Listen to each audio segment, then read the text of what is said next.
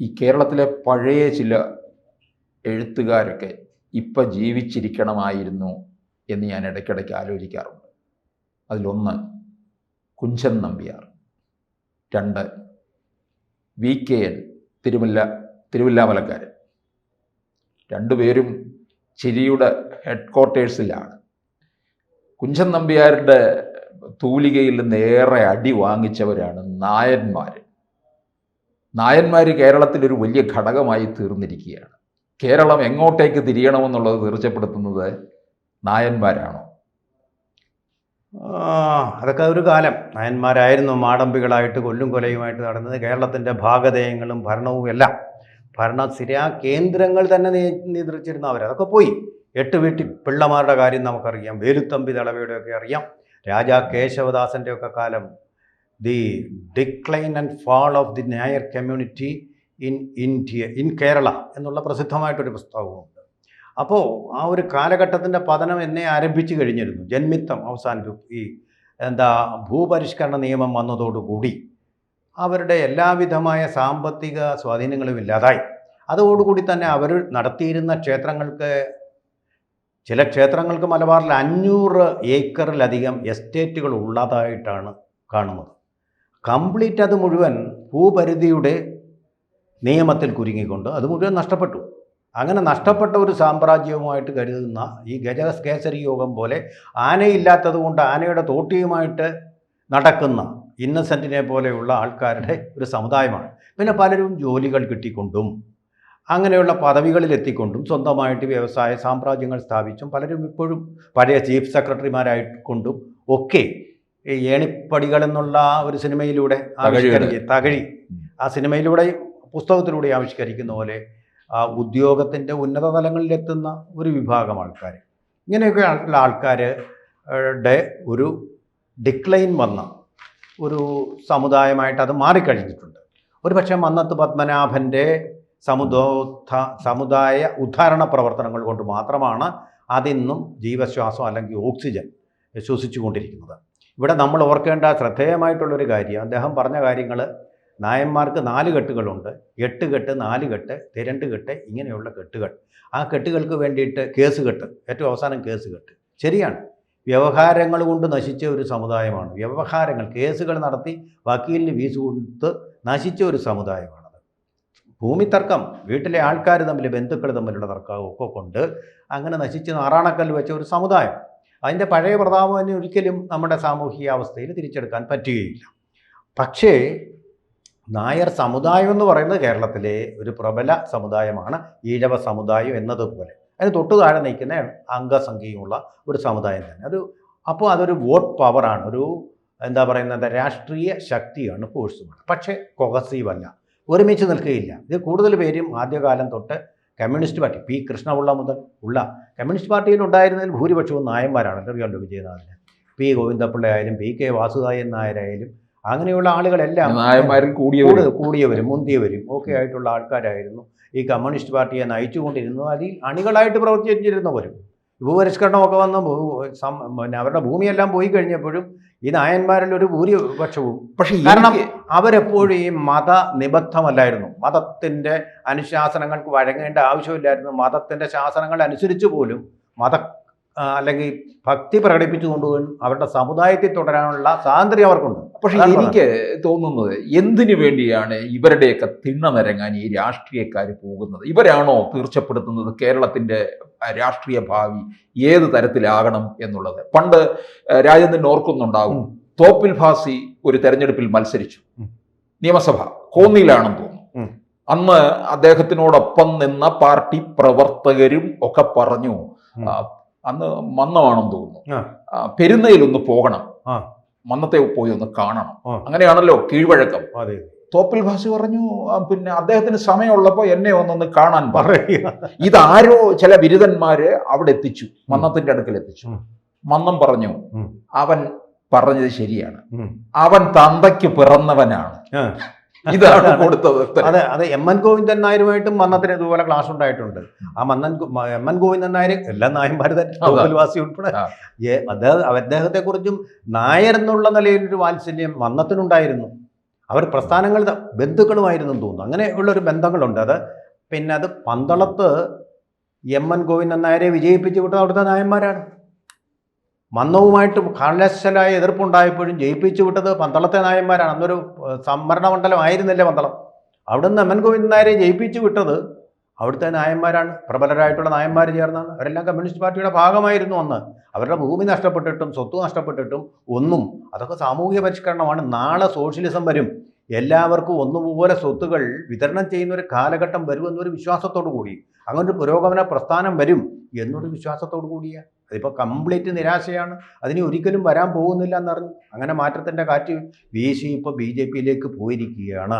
BJPയിലേക്ക് പോയിരിക്കുന്നതിൻ്റെ ഫലമായിട്ട് ഇടതുപക്ഷ മുന്നണിയോടൊപ്പം വേദി പങ്കിട്ട NSSൻ്റെ ജനറൽ സെക്രട്ടറിക്കെതിരെ കടുത്ത വിമർശനങ്ങൾ വരികയാണ്.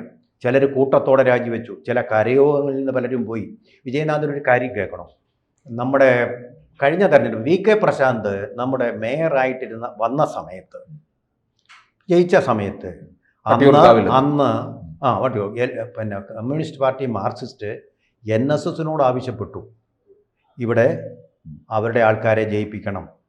അപ്പോൾ അതിൻ്റെ ഭാഗമായിട്ട് ഇവിടെ അന്നത്തെ താലൂക്ക് യൂണിയൻ പ്രസിഡൻ്റായിട്ട് M. സംഗീത് കുമാർ, അദ്ദേഹവും കുറേ NSSൻ്റെ പ്രമുഖരും കൂടി വന്ന് പാങ്ങോടാണെന്ന് തോന്നുന്നു, പാങ്ങോട് വാർഡിലാണ് നമ്മുടെ മുൻ മേയറായിട്ടുള്ള ജയൻ എന്നുള്ള പേരിലുള്ള ഒരാളുണ്ടല്ലോ, നമുക്ക് സുപരിചിതനായിട്ടുള്ള വ്യക്തി, ആരുമായിക്കോട്ടെ, അദ്ദേഹം പേര് പ്രശ്നമല്ല, ചെയർമാനെ അദ്ദേഹം പിന്നെ കോർപ്പറേഷൻ ചെയർമാൻ മേയറായിട്ടിരുന്നിട്ടുണ്ട്. ജയൻ ബാബു അത് തന്നെ. അദ്ദേഹത്തെ ജയിപ്പിക്കാനായിട്ട് അവർ ചെന്ന് ആൾക്കാരെയൊക്കെ ഒന്ന് സ്വാധീനിക്കുക. അവർ വിചാരിച്ചാൽ കുറച്ച് സ്വാധീനമുണ്ട്. അതാണ് NSSൻ്റെ സ്വാധീനം എന്ന് പറഞ്ഞു. M. വിജയകുമാർ ഇവിടെ വിളിച്ചപ്പോൾ NSS എന്നോട് വിളിച്ചു പറഞ്ഞു, M. വിജയകുമാറിന് വോട്ട് ചെയ്യണേ എന്നോട് വിളിച്ചു പറഞ്ഞു. അപ്പോൾ അങ്ങനെ തരത്തിലുള്ള ക്യാമ്പയിൻ അവർ രഹസ്യമായിട്ടാണിത് നടത്താറുണ്ട്. അങ്ങനെ രഹസ്യമായ ക്യാമ്പയിനായിട്ട് അവിടെ ചെന്ന് പോകും. പാങ്ങോട് ചെന്നപ്പോൾ ഇവർ കാണുന്ന കാഴ്ച, അവിടുത്തെ കരയോഗത്തിൻ്റെ പ്രസിഡന്റ് അവിടുത്തെ BJP സ്ഥാനാർത്ഥിക്ക് വേണ്ടിയുള്ള പ്രചാരണ യോഗത്തിൽ അധ്യക്ഷം വഹിച്ചുകൊണ്ടിരിക്കുന്ന കാഴ്ചയാണ്. അപ്പോൾ അതായത് 8 വർഷം മുമ്പ് 10 വർഷം മുമ്പ്, ഒരു ദശാബ്ദം മുമ്പേ ഈ മാറ്റത്തിൻ്റെ കാറ്റ് അടിച്ചു തുടങ്ങി. ഇത് പല കരയോഗങ്ങളിലും ഇതാണ് സ്ഥിതി. കൂടുതൽ പേരും BJP പക്ഷത്തുള്ളവരാണ്. അവർ വളരെ ശക്തമായ ഭാഷ എന്നോട് നേരിട്ട് തന്നെ, ഇയാളോട് ആര് പറഞ്ഞത് പിണറായിയോടൊപ്പം വേദി അവിടെ പോയി ശബരിമലയിൽ പോയി പങ്കിടാൻ വേണ്ടി എന്നോട് നേരിട്ട് ചോദിച്ച ചോദ്യങ്ങളാണ്. നിങ്ങൾ വിശ്വസിക്കേണ്ട. നോക്കൂ, ഇത് നമ്മുടെ സോഷ്യൽ മീഡിയയിൽ വന്ന ഒന്നാണ്. ഇത് ഇത്രയും റിയാക്ഷൻ ഒരിക്കലും NSSനെതിരെ അടുത്ത കാലത്തൊന്നും ഉണ്ടായിട്ടില്ല, പതിവായിട്ട് വരുന്നതല്ല. പക്ഷേ ഇതിന് ഒരു പൊട്ടിത്തെറി ഉണ്ടായിരിക്കുന്നു. ഒരു വാക്യം കേട്ടണം, വളരെ രൂക്ഷമായ ഭാഷയിൽ സുകുമാരൻ നായരെ വിമർശിച്ചിരിക്കുന്നു.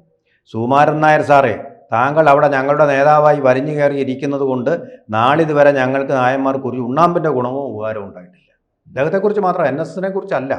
അതുകൊണ്ട് സ്വന്തം നിലയിൽ അടുക്കളവാതിൽ ചവിട്ടി തുറന്ന് പണിക്കർ സാർ മരിച്ചപ്പോൾ, നാരായണ പണിക്കർ, ജനറൽ സെക്രട്ടറിയായ താങ്കൾക്ക് ഒരു നായരായ ഞാൻ ഇടുന്ന വില പുല്ലുവിലയാണ്. ഞാൻ മാത്രമല്ല 95% നായന്മാരും താങ്കളോട് എന്നും ഈ നിലപാടുള്ളവരാണ്. ഇത് ഞാൻ പറയുന്നതല്ല, ഒരു കരയോഗാംഗം എഴുതിയിട്ടിരിക്കുന്ന, പോസ്റ്റ് ചെയ്തിരിക്കുന്ന. എന്ന് മാത്രമല്ല, അഡ്വക്കേറ്റ് ശങ്കർ എന്ന് പറയുന്ന പ്രമുഖനായിട്ടൊരു അഭിഭാഷകൻ തന്നെ സുകുമാരൻ നായർ, നിങ്ങളുടെ കുടുംബകാര്യങ്ങൾ നോക്കണമെങ്കിൽ നിങ്ങൾ NSS ജനറൽ സെക്രട്ടറി സ്ഥാനം രാജിവെച്ചിട്ട് നിങ്ങളുടെ വീട്ടിൽ പോയി ഇരുന്നിട്ട് പോകണം. NSSൻ്റെ ആസ്ഥാനത്തിരുന്നു കൊണ്ട് നിങ്ങളുടെ കുടുംബ താല്പര്യത്തിന് വേണ്ടി തീരുമാനമെടുക്കരുത്.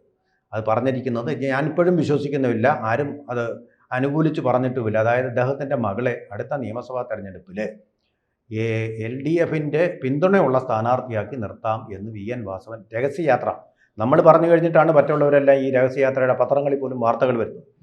പറഞ്ഞിട്ടുണ്ട്, സമ്മതിച്ചിട്ടുണ്ടെന്നാണ്. ഇതുവരെ വാസവൻ അത് നിഷേധിച്ചിട്ടില്ല, പോയിട്ടുണ്ടെന്നുള്ളത്. അങ്ങനെ പറഞ്ഞിട്ടുണ്ടാവാൻ വഴിയില്ല. പക്ഷേ പ്രമുഖമായൊരു സ്ഥാനം അവർക്ക് കിട്ടണമെന്നുള്ള ഒരു പിതൃ സ്നേഹം കൊണ്ടുണ്ടാകുന്ന ഒരു ആഗ്രഹം സുകുമാരൻ നായർക്ക് സ്വാഭാവികമായും ഉണ്ടായിക്കാണും.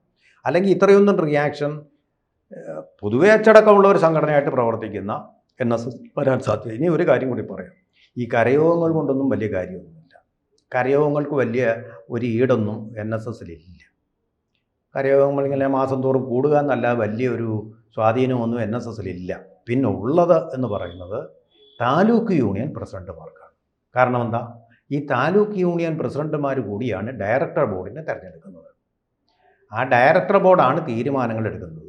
ഈ ഡയറക്ടർ ബോർഡിലായാലും ഈ വലിയ സ്വാധീനം ചെലുത്താൻ കഴിയുകയില്ല. കാരണം പറയുന്നത് കേട്ടോ ഓക്കെ എന്ന് പറയുകയുള്ളൂ ചെയ്യും. എന്താ കാര്യം? ആസ്ഥാനം എന്ന് പറയുന്നത് പെരുന്നയാണ്. അവിടെ തീരുമാനങ്ങൾ മുഖ്യമായി എടുക്കുന്നത് ജനറൽ സെക്രട്ടറി സുകുമാരൻ നായരാണ്. എന്തൊക്കെയാണ് ആവശ്യങ്ങൾ? സ്കൂളിലൊരു അഡ്മിഷൻ, കുട്ടികളുടേതായാലും ഒന്ന്, അല്ലെങ്കിൽ അധ്യാപകരായിട്ട് അവരുടെ എയ്ഡഡ് സ്കൂളുകളില്ലേ അവിടെ ജോലി കിട്ടണമെങ്കിൽ സുകുമാരൻ നായർ വിചാരിക്കണം, ഒന്നത്. 2, കോളേജുകളിൽ PhD കിട്ടിയിട്ടും കാര്യമില്ല, നിങ്ങൾക്ക് ലെക്ചറർ ആവാൻ പറ്റില്ല. NSSന് വീണ്ടും പൈസ കൊടുത്തിട്ടേ കയറാൻ പറ്റും.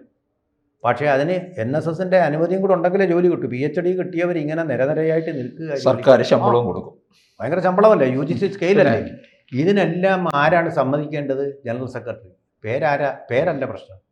അപ്പോൾ അതുകൊണ്ട് എല്ലാവരും പരസ്യമായിട്ടൊന്നും എതിർക്കാൻ പോകുന്നില്ല.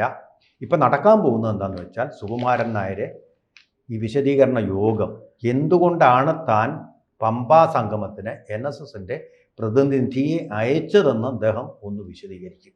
അതാണിപ്പോൾ നടക്കാൻ പോകുന്നത്. അതുടനെ വിളിച്ചു ചേർക്കും. അത് വിളിച്ചു ചേർക്കേണ്ടി വന്നത് വലിയ എതിർപ്പ് കലശലായിട്ട് ഈ സോഷ്യൽ മീഡിയ പ്ലാറ്റ്ഫോമിലൂടെയും കരയോഗങ്ങളുടെ ഫീഡ്ബാക്കായിട്ടും വരുന്നുണ്ട്. പലരും രാജിവെക്കുന്നുണ്ട്. അതൊക്കെ കൊണ്ടാണ് ഈ കാര്യങ്ങൾ വിശദീകരിക്കാൻ വേണ്ടി അദ്ദേഹം തന്നെ ഒരു യോഗം വിളിച്ച് കൂട്ടിയിരിക്കുന്നത്. അത് ഉടൻ തന്നെ ഉണ്ടാകും. അതുകൂടാതെ ഒക്ടോബറിൽ അവർക്കൊരു വിജയദശമി സമ്മേളനവും ഉണ്ടാവും. അതിലും കുറച്ചുകൂടെ കാര്യങ്ങൾ, എനിക്ക് തോന്നുന്നത് ഇത്രയും എതിർപ്പ് വന്നതുകൊണ്ട് കാര്യങ്ങളൊന്നുകൂടെ മയപ്പെടുത്തിക്കൊണ്ട് ആയിരിക്കും അദ്ദേഹം. സമദൂരത്തിലാണെന്നാണ് അദ്ദേഹം ഇപ്പോഴും പറയുന്നത്. ആ സമദൂര ചിന്ത തീർച്ചയായിട്ടും അടുത്ത സമ്മേളനത്തിൽ ഉണ്ടാകുമെന്നാണ് ഞാൻ കരുതുന്നത്. അല്ലെങ്കിൽ വലിയ എതിർപ്പുകൾ പെട്ടെന്നൊന്നും ഉണ്ടാവില്ല. പക്ഷേ ഉരുണ്ടുകൂടി അടുത്ത പ്രാവശ്യം അദ്ദേഹത്തിന് ഈ ജനറൽ സെക്രട്ടറി സ്ഥാനം നിഷേധിക്കപ്പെടുന്ന ഒരു സ്ഥിതിയിലേക്ക് വരാൻ അത് നമുക്ക് തള്ളിക്കളയാൻ പറ്റില്ല. കൂടുതൽ വാർത്തകളും വിശേഷങ്ങളും നിങ്ങളിലേക്ക് എത്താൻ ABC മലയാളം സബ്സ്ക്രൈബ് ചെയ്യുക, ബെൽ ബട്ടണും അമർത്തുക.